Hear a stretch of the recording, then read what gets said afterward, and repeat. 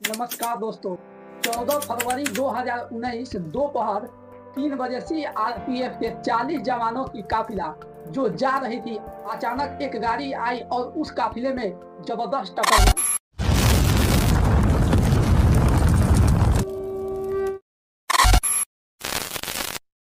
उस टक्कर के कारण 40 सीआरपीएफ के जवान जो शहीद हो गए। 14 फरवरी 2019 यानी 14 फरवरी को पूरे विश्व में वैलेंटाइन डे के रूप में मनाया जाता है। वहीं उस दिन पूरा भारत में ब्लैक डे मनाया था और पूरे भारत के लोग एक सदमे में जी रहे थे कि 40 जवान कैसे शहीद हो गए। 40 जवान को शहादत देने के ठीक 12 दिन बाद 26 फरवरी 2019 को रात 3 बजे पाकिस्तान के बालाकोट में जैश ए मोहम्मद के ठिकानों पर किसने बम बरसाए और जो पुलवामा में मारे गए थे 40 जवान और जो मारने वाले थे उनका क्या मकसद था और क्यों 40 जवानों के काफिले को विस्फोट से क्यों उड़ा दिया। 26 फरवरी 2019 को सर्जिकल स्ट्राइक भारत ने पाकिस्तान पर क्यों की थी और उस सर्जिकल स्ट्राइक में कौन थे अभिनंदन पायलट उस सर्जिकल स्ट्राइक के हीरो रहे। इस वीडियो में 14 फरवरी 2019 को पुलवामा हमले में जो 40 सीआरपीएफ के जवान मरे थे उसी पर यह वीडियो बनाया गया है और बिना रुके हुए इस वीडियो को चलिए शुरुआत करते हैं। पूरे भारत के इतिहास में 14 फरवरी की तारीख काफी अहम मानी जाती है। आज से ठीक 5 साल पहले यानी 14 फरवरी 2019 को जैश ए मोहम्मद के एक आतंकी ने पुलवामा सीआरपीएफ के काफिले में विस्फोट ले जाकर टक्कर मारी और टक्कर से उस सीआरपीएफ के वाहन में टक्कर से जबरदस्त ब्लास्ट हुआ।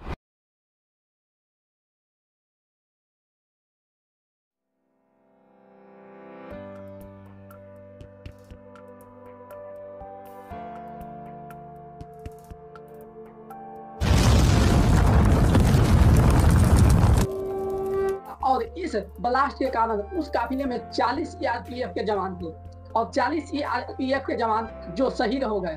और 14 फरवरी को पूरी दुनिया में वैलेंटाइन डे के रूप में मनाया जाता है और 2019 का 14 फरवरी पूरे भारत के लिए एक काला दिन के रूप में जाना जाता है और उस दिन पूरा भारत रोया था। उस दिन हर गांव हर शहर के लोग जो भारतीय है वह पूरे लोगों के आंखों में एक नमी सी छा गई।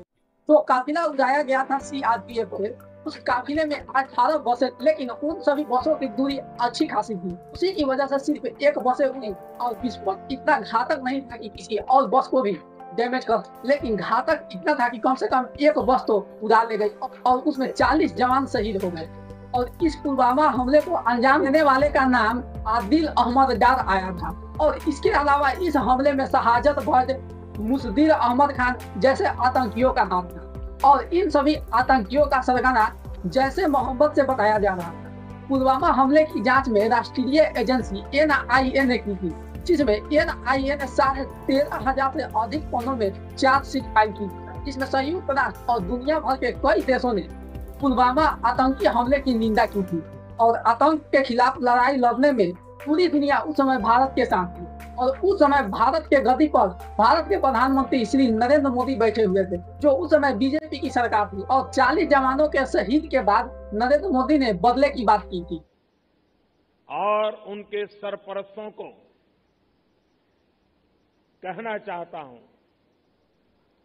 कि वे बहुत बड़ी गलती कर चुके हैं। बहुत बड़ी कीमत उनको चुकानी पड़ेगी। मैं देश को भरोसा देता हूं, हमले के पीछे जो ताकतें हैं, इस हमले के पीछे जो भी गुनहगार हैं, उन्हें उनके किए की सजा अवश्य मिलेगी। भारत सरकार और भारत के लोग यह मान रहे थे कि यह पाकिस्तान ने ही करवाया था, लेकिन पाकिस्तान में जैश ए मोहम्मद ने अपना कैंप जमाया हुआ था, उनका अड्डा था और उनका ठिकाना था, लेकिन यह मुख्य रूप से पाकिस्तान का ही हाथ था उस समय। और इस पुलवामा हमले के बाद पाकिस्तान के सामानों पर सभी सीमा शुल्क 200% बढ़ा दी गई, जिसमें फल, सब्जियां, सीमेंट, कपड़ा, रोटी, चावल, गेहूं आदि की। इसी कारण से आज पाकिस्तान भूखे मर रहा है। वहीं भारत में आज आटा 30 रुपए किलो है, लेकिन पाकिस्तान में वही आटा आज 200-250 रुपए किलो है। वहीं भारत में दूध आज 50 या 60 रुपए लीटर है, लेकिन वही पाकिस्तान में आज दूध 300 रुपए लीटर है। इसी वजह से पाकिस्तान में सभी खाने पीने की वस्तुओं की दाम इतनी बढ़ गई है कि वहाँ लोग चिल्ला रहे हैं, उनकी सरकार पर उंगलियां उठ रही है। और उस समय भारत ने पाकिस्तान में मोड एंड फेड नेशन यानी MFN से पाकिस्तान का दर्जा छीन लिया था। और MFN विश्व स्तर पर व्यापार संबंध में एक राष्ट्र दूसरे राष्ट्र से दी जाने वाली सामान की स्थिति का दर्ज करता है और इस पर रोक टोक नहीं होती है। और विश्व व्यापार संगठन में 164 सदस्य, 164 देश में आपस में सामान ले सकते हैं, जिसमें उच्चतम क्वालिटी के सामान होते हैं, उनका रेट एक फिक्स कर दिया जाता है। जो उस विश्व व्यापार संगठन के देश होते हैं उनका न्यूनतम रेट होता है और वो सभी देश आपस में सामान खरीदी बिक्री कर सकते हैं। चलिए अब टॉपिक पर आते हैं।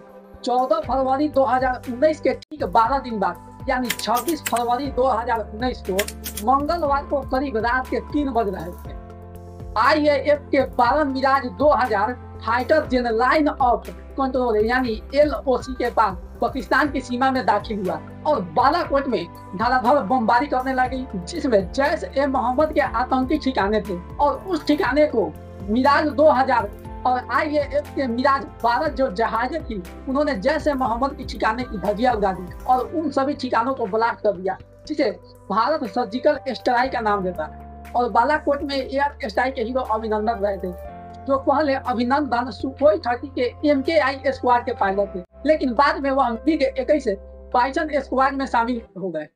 वह भारत के वायुसेना के जवान विंग कमांडर अभिनंदन था, जिन्होंने सर्जिकल स्ट्राइक में अहम भूमिका निभाई थी। लेकिन पाकिस्तान के बालाकोट में जो जैश-ए-मोहम्मद का ठिकाना उड़ा रहे थे, उस समय अभिनंदन उस समय MiG-21 उड़ा रहे थे। लेकिन MiG-21 को भारत में चलता फिरता ताबूत कहा जाता है और वही MiG-21 उड़ा रहे थे, लेकिन MiG-21 की इंजन में अचानक खराबी आई और उनके पीछे सुखोई था। लेकिन सुखोई की दूरी अधिक थी कि MiG-21 को गिरने से पहले अगर अभिनंदन MiG-21 से अगर नहीं कूदते तो वह ब्लास्ट हो जाती और अभिनंदन वहीं पर शहीद हो जाते। और सुखोई बहुत दूर था, अगर पास रहते तो वह पाकिस्तान में नहीं गिरता और उन्हें सुखोई उसे हवा में ही उसे कैच करके इंडिया में ले आता। लेकिन ऐसा नहीं हुआ। MiG-21 बहुत आगे निकल चुकी थी और अचानक इंजन में खराबी आई और इंजन जब गिरने लगा तो जो पायलट था अभिनंदन, वह जो पायलट के सीट से खिड़की तोड़कर वह कूद गया और वह कूदा तो वह पाकिस्तान में जाकर गिरा। पाकिस्तान में गिरते ही पाकिस्तानी सेना ने उन्हें अपने कब्जे में ले लिया। और इस सर्जिकल स्ट्राइक के ठीक 2 दिन बाद 28 फरवरी 2019 को अभिनंदन को पाकिस्तानी सेना ने सही सलामत भारत को सौंपा। उस समय भारत के प्रधानमंत्री नरेंद्र मोदी का खौफ पाकिस्तान को इतना था, वह अभिनंदन को सही सलामत भारत में सौंपा।